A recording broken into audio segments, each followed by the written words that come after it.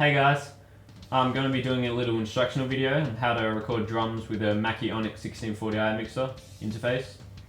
I'll be covering a few topics, drum mics of course, drum tunings, the way you can hit the drum to bring out the full tone, because I'm not really a big fan of triggers. I'd rather get it as consistent as I can because it helps train you to play tighter live and it just helps with overall dynamics. I'll also be talking about the different mic placements and tunings and everything for different genres as well. So like if you're playing jazz, you got different placements, and playing metal, it's obviously completely different. But yes, let it begin. Alright, tuning. I use the same type of concept for all the drums in the kit, but some of them are different. For example, like the rack toms, I tune each head the same pitch, give it that full resonance. Because being smaller drums, they sound good if they project. And the floor toms, I use the same type of concept, but with the bottom head, I just tune it slightly higher. It gives it this cool reflection. I don't know, it's hard to explain, but it just sounds cool for the time. Octobans, I just tune normally. And with the pitch for all the toms, I just kind of go like dun dun dun dun. It's typical. And with the snares, I usually crank the bottom head so it gives it more of that pop, and it's really good for the snare wires because it gives it a more of a sensitive sound. You can play really quiet and the snares are still there. And with the bass drum, I tune the batter head fairly low. It's probably a quarter turn past crinkle point, and the resonant head is probably a full turn because it just gives it that tighter sound. It's like it's not as boomy, more of a tight thud, which I like. And I'll just give a demonstration of how I actually tune the drums with the snare. So you take off the old head obviously, you put the new head on, but before you do that you make sure you clean the bearing edge and the inside so clean. So yeah, you put the new head on, put the hoop on, tighten up all the tension rods with your fingers, the finger tighten them as tight as you can get. And then once you've done that, then there's this technique you use to break the glue seal. So there's this glue seal around the edge of the drum. And if you don't break that while you're playing, it will break. Not the actual head, but the glue will break. And then you'll hear it, and plus the drum goes out of tune, I'm pretty sure. So to avoid that, you can either put it on your knee or a drum stool, and then you push down on the top. And by doing that, you can break through the bottom, not actually break the head, but you can break the glue seal on both sides. Or you can do it just on the floor and push down, and you'll hear it crack as it goes. But the disadvantage of doing it on the floor is that the bottom head will slowly get tightened a little bit, and it doesn't make that much of a difference because that's where I do it, but other drummers do it on their knee, so whatever you want to do. And then once you've done that, get a drum key, you go in a star motion, doing half turns each, maybe say 3 or 4 or however you want, and then do the head an extra 2 or 1, just depending on how it sounds. I usually just go by ear, and whenever it gets to the sweet spot, then that's when I stop. And then you can test each side different pitches, and if one's a bit out you can tune them up, but that's pretty much tuning. And I tend to keep all the heads unmuffled because I like the open sound, and if you tune them right you won't have any problems. And the only muffling I do use is in the bass drum. I have a rolled up towel against the batter head just to give it a little bit of dampening.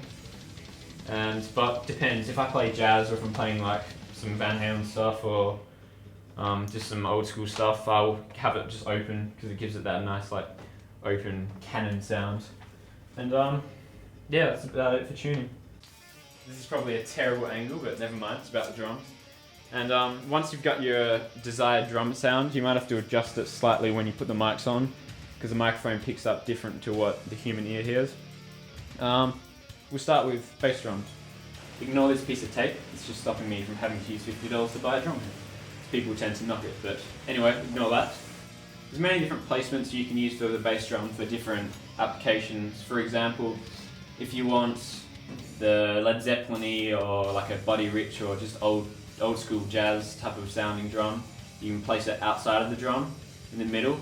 But I've noticed if you place it directly in the middle, it sort of it like distorts the mic a little bit. So if you move it just slightly off center, it'll give you a more clean sound, but depending on what you would like.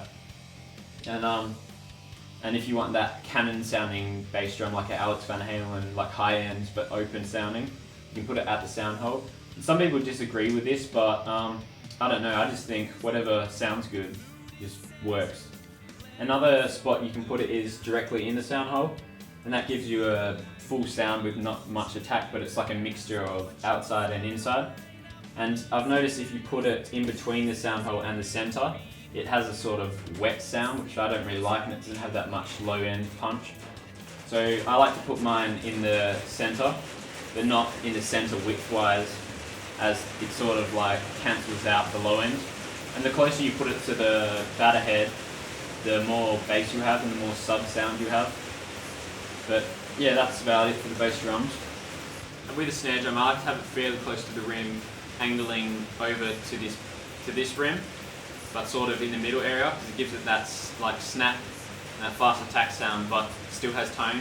And I've noticed if you angle it down, you get more of a low mid, like bassier sound, but you get a bit more of the ring, which is why I like to sort of place it just about there to get the, if you can see from this angle. And then with the snare, I make sure I always play rim shot for most genres, because it gives it that snap, but also that fat like attack. And with the bass drum, I make sure I hit consistently all the time. And when I hit the drums, I make sure that most of the time, sometimes if the music calls for it, I can lay into it, which means where you hold it down, but that cuts off the resonance. So most of the time, I will like just flick the drum literally, and just so it has the full resonance. Every time you flick it, it just rings open, which is what I like. And with the toms, I like to have a fair amount of space away from the drum. Like some people put it almost literally touching the head, but I like having it's like the drum needs to be able to like sound open, and I like that roomy sound.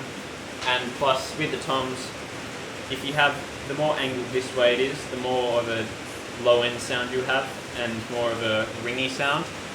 But the more you angle away, the more attack you get. So somewhere in between there is a good spot. And I do the same with the floor toms as the toms. And the octobans, I just have mics just in there wherever, because it just sounds good. The overheads are placed fairly high and evenly spaced out to capture that full sound of the drums. And what I want most in a drum sound is for it to be clear and the drums to sing and like resonate lots, but yet not too boomy and not too small sounding, like too compressed or too just like the small. And on the kit, I'm using mostly Shure mics because I just love the sound they produce. They're really durable, great quality. They capture my drum sound really well, and just all my idols use them, so they have to be good. And for the overheads, I use Behringer C2s, which have done the job really well. They're great mics. They're really affordable as well. I think I got a pair for $90, but I'm trying to slowly upgrade to Shure KSM32s because I've heard like many drummers use them for overheads and they sound excellent. So, but they are expensive. So, sometime. At the moment, the Shure KSM32 is being used to record my voice, but it's usually used as a room mic placed over near Kramer to get the extra kit sound. Or if I want a more room sound, I'll place it more further back over this way. For the bass drum mic, I use a Beta 52. It's probably one of my preferred mics now because I just love the sound it captures and it's got like the sound I want.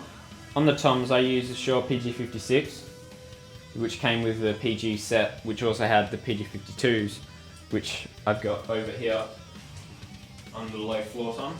Because I use my low floor tom as a substitute for a gong drum, it just picks up that extra low end and it gives it that real nice like explosions type sound. And on the snares, I use Shure's most famous mic, the SM57s, because they just pick up the snare sound that I want, as you can see. And on the octobans, I use SingStar mics. Yes, SingStar mics. And with the flooring of the drums, I used to use this regular carpet that's seen here, but I've since upgraded to a wooden surface, which I've put together with hinges. And it just helps keep that extra top end in the kit, like just keep the extra treble, and I really like that high clarity sound. And after meeting with Simon Phillips at one of his clinics, he also recommended it. And so that's about it, so now we'll go to the mixer.